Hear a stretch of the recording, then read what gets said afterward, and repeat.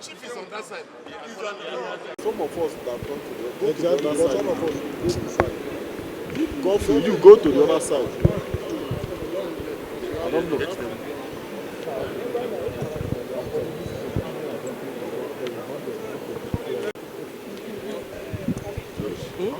So come. Just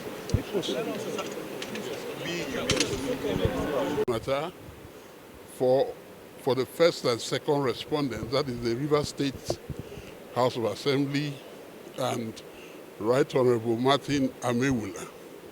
The appeal by the Governor of Rivers State was dismissed by the Supreme Court this morning following the notice of withdrawal by the Governor of the appeal he filed.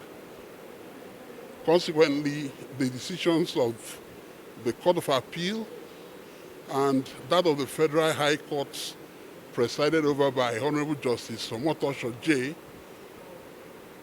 affirming the authentic members of that House of Assembly and remain so, and that Martin Amaewhule is the leader, that is the Speaker of the House of Assembly.